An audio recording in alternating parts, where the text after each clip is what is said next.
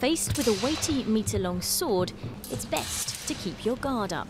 And here at this converted church in North London, duelists are doing just that. Whether using both hands, shields, sickles or dassass, the rules of combat are simple. Don't get hit. If you get hit a lot, then obviously you're not doing it right. If you manage to hit the other person and not get hit, you're doing something correct. We try and represent this by having a system which operates on removal of points. So each time you get hit, you lose some points. Each time you get hit again, you lose some points. And if you do this consistently, you run out of points and you die. The Historical European Martial Arts Coalition studies and promotes traditional European fighting arts, working hard to promote this medieval form of combat in the modern day. Much of what is practiced is pieced together from surviving manuals and manuscripts. Okay, then your thumbs together here. Okay, and if you've hit it, you have to really think about what you're doing.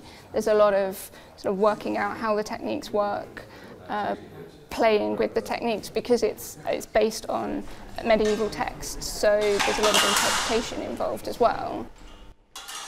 In the UK alone, around 1,000 people practice medieval European martial arts, and the revival is in part thanks to the popularity of certain films and TV shows.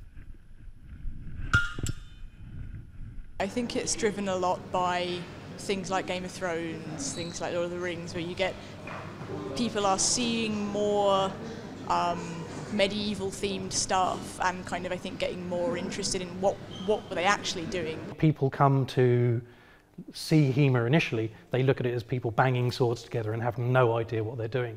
And then once you get into the actual technicality of it, people are hooked.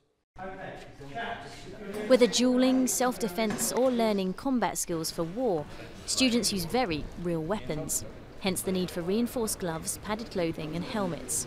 Reminiscent of historical gladiatorial contests, at least here, contestants need not lose their life in order to receive applause.